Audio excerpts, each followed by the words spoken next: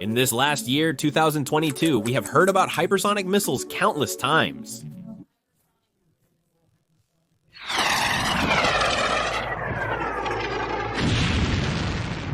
Putin asserts Russia has hypersonic technology much more advanced than the United States. We will also see in this video what truth there is in that. Before we start, I want to ask you a question for you to think about. What do you think a hypersonic missile is? This question makes a lot more sense than you think because there isn't a closed definition for what is or isn't a hypersonic missile. It is often said that from Mach 5 it is already considered hypersonic, but then are ballistic missiles that have been used for decades also considered hypersonic missiles? When they leave the atmosphere and then re-enter, they do so at around Mach 20. So they should also be considered as hypersonic missiles, but no one considers them as such. And in this video I explain why. Intercontinental ballistic missiles have existed since World War II, when Nazi Germany developed the 5-2 rocket. This missile was launched from Germany, usually against British cities. While it wasn't an intercontinental missile, the technology to launch from thousands of kilometers away became available within a few years. These missiles trace a suborbital trajectory, that is, their trajectories are very similar to those of a space launch today. The rocket begins to ascend vertically from a ground launch platform, and as it ascends and gains speed, it begins to tilt to start moving laterally. Also, intercontinental ballistic missiles receive a strong enough boost to leave the atmosphere and move through space, but not enough to get into orbit, and in this way, the rocket falls back to Earth. The curious thing is that the boost the missile receives is calculated so that the rocket returns to Earth, right on target. What do you want to delete? These missiles are not considered hypersonic because they actually do not have the ability to maneuver. Its point of impact on Earth is defined by the thrust generated by the rocket during acceleration. Once it turns off, the missile will move by inertia. Having understood this, now we can indeed move on to talk about the real hypersonic missiles. Today we have two types, ballistic and cruise missiles. Let's start with these. They are actually the same as conventional intercontinental missiles, but when they re-enter the atmosphere, they have the ability to maneuver. Their shape is designed to be able to move left and right, up and down. These weapons remain unstoppable to this day, regardless of what you read or are told. It's easy to see why. We've seen that conventional intercontinental ballistic missiles trace a suborbital trajectory. And for this reason, their trajectory can be known with extreme precision from the moment their engine shuts off. This is because the moment it stops generating thrust, its trajectory is predefined by its altitude and speed. By measuring the position at 2 points in time, its entire trajectory can be predicted, and that's how to shoot them down. From space, a satellite detects a flash generated by the rocket at launch and begins to track the rocket. It sends the coordinates to all the radars below it, and as soon as the rocket goes out, 2 measurements are made, and with that, it is perfectly known where it will fall. Now it's the anti-aircraft defense's turn. Knowing what trajectory the missile will trace, it can be known at what point in time it will pass through a specific point, and it is organized so that a defensive missile coincides at that same instant at that point and thus eliminates the threat. This is the theory for shooting down an intercontinental ballistic missile, but everything must go perfectly, with no room for error. You can't delay even a single second if you really want to shoot down a missile that is attacking you. For instance, a missile launched from Moscow to Washington takes around 20 minutes. Given that the missile is not detected immediately upon launch, there will already be a delay of around 3 minutes. So you have about 17 minutes to shoot down a missile that's going to fall on Washington. You can't delay at all. But in addition, these missiles deploy several nuclear warheads. In other words, a single rocket carries multiple nuclear warheads that deploy in space, each targeting a different city. Precisely so that it's impossible to neutralize all of them, because maybe you can shoot some down. But it's proven that today there is no nation that can defend itself from a serious attack of intercontinental ballistic missiles. Air defenses alone would not suffice to shoot down all incoming missiles, correct? Today, even a multiple attack of intercontinental ballistic missiles cannot be stopped. So if those can't even be stopped, imagine hypersonic ballistic missiles that can maneuver when they're re-entering. As I'm telling you, it's simply impossible today. Although these missiles have several points against them, the first one is their cost. As you can imagine, they are not exactly cheap. The materials needed to not melt on re-entry at Mach 20 speeds and still be able to maneuver are excessively expensive. To this must be added the fact that while the missile flies close to Mach 20, plasma is generated around the body due to high temperatures, and this prevents it from communicating. This is a problem that all space missions are subjected to. Therefore, the maneuvers that the missile is going to perform to evade possible defense missiles should be predefined in its trajectory before launch. This type of missiles, to this day, are only operational in China with their DFZF Russia with the Avangard. And basically that's it. The United States doesn't possess any such missiles, but it's factual.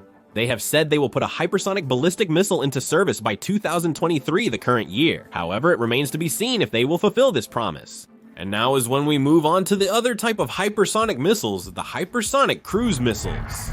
These are characterized by generating lift force, basically like airplanes with small wings.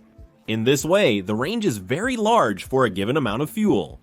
Although what you're seeing now are subsonic cruise missiles, but the hypersonic cruise missiles actually have this shape. You might ask, where are the wings? No, the wings are not those fins. Something fascinating happens here, and it's called supersonic aerodynamics. As we have already discussed in numerous videos, all of these I leave you the playlist up there. When you exceed the speed of sound, physics changes completely. And what matters for generating lift is that when you fly, the air hits your object and is pushed a little bit downwards. Thus, Newton's third law generates an upward force.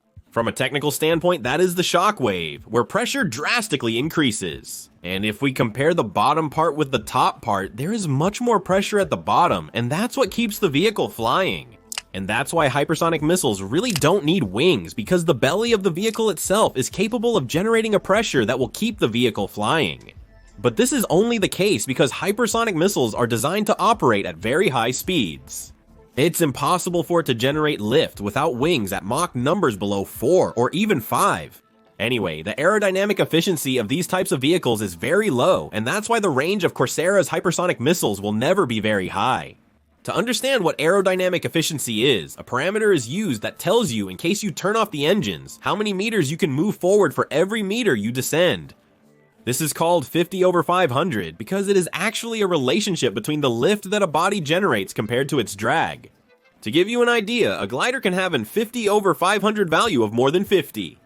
A commercial airplane nowadays has a value of around 20. A wingsuit can have an 50/500 of 3 and a hypersonic missile with this geometry roughly of 2.5. The good thing about using the belly to generate lift is that it also works to compress the air that enters the engine. Normal jet engines used by airplanes start to perform worse at Mach regimes above Mach 3. And that's why you have to use another type of engine for those speeds, a ramjet or scramjet engine. Although it is true that this technology has been known and working for many years, it is not fully consolidated for missiles. The idea is that the compression of the air that enters the engine is done by the vehicle itself by colliding so quickly with the air. The same belly that when colliding with the air causes there to be more pressure on the bottom also causes there to be more pressure for the air to enter the engine. Air collides with the missile's belly, compresses, enters the engine, passes through ducts, and compresses further. The air combusts and exits through the nozzle without a turbine or compressor, since the compressor is there to compress the air. If you can compress air by colliding an object against it, you don't need a compressor, and without a compressor, you also don't need a turbine, since the turbine's purpose is to drive the compressor. In summary, it's an almost perfect engine. The Dark Star aircraft from the beginning of Top Gun Maverick used the same type of engine mentioned here. If you notice, I said it's an almost perfect engine. That almost is because in reality, this engine has a big drawback. And that is this type of engines can only operate in vehicles that fly at speeds higher than Mach 4 or Mach 5, as we have said, because they need the air to already be compressed, having collided against the vehicle itself. Because, for example, a vehicle moving at speeds of Mach 0.8 is not going to generate the necessary compression in the air, upon colliding with it in such a way that combustion can take place. Therefore, a missile powered by a ramjet or scramjet engine is unable to take off on its own. What is usually done is to add a solid fuel rocket to them that accelerates them to supersonic speeds, where the ramjet can already operate. And at that moment, it ignites, and it is normal that all ramjet or scramjet missiles that exist in the history of humanity carry a rocket engine to get them up to their operating speed, even if they are going to be carried by fighter planes that fly at hypersonic speeds. Because imagine a Eurofighter in the middle of a dogfight with the enemy in the crosshairs, but you can't shoot them because you're going at subsonic speeds and the missile doesn't work. That would be outrageous, and that's why they will always carry a rocket engine. Perhaps at this point you're wondering that if you need a rocket engine to accelerate, why not use a missile that is exclusively propelled by a rocket engine and not use a ramjet or scramjet engine? The answer lies in the significant difference in efficiencies between a rocket engine and a ramjet engine. The ramjet is much more efficient. This is measured with the specific impulse, where I already explained in this video why an efficiency measure has units of seconds. To clarify, it represents thrust, specifically for a fixed fuel amount. How many seconds is your engine capable of running? Therefore, the more seconds your engine runs, the better. High specific impulse is always sought, as shown in this representative graph. Look how low the rocket engines are compared to the ramjet or scramjet engines. That's why if a cruise missile wants to have a high range, it can't use a rocket engine. These types of hypersonic missiles are designed to fly low. A clear example are anti-ship missiles that fly skimming the sea, although there is a drawback here. The air density is very high at sea level, and for that reason, if a missile flies at sea level, its range will decrease. To hit distant targets, the missile can fly at a specific altitude before descending near the target. But it's important that in the last minutes it stays close to the ground. This is because the curvature of the Earth protects it. Radars are more or less limited in their range due to the curvature of the Earth. But if a missile flies high, can it be detected from far away? Look at an example to understand this. A missile flying at about 40,000 feet in altitude, about 12 kilometers in altitude, can be detected from 400 kilometers away. However, if that same missile flies at a height of 1 meter above ground level, it will only be detected from 11 kilometers away. The difference in detection distances is 390 kilometers. This type of missiles are in the arsenal of China with their DF-21 and Russia with their Zircon. The United States does not have this type of missiles to this day. In 2022, we've witnessed Russia's claims about possessing various things, which they likely do have. But the problem is the precision they have, the damage they are capable of causing, and what their true range is. The United States claims it can defend its aircraft carriers from hypersonic missiles, given the carrier's existing defensive capabilities. But honestly, I'm unsure what to believe. Hopefully we never find out. Give me your opinion on this type of missiles in the comments. Tell me, who do you think is leading this technological race? And here I leave you a playlist about when I was invited to the United States ship George Bush aircraft carrier. See you in the next video, and thanks for watching.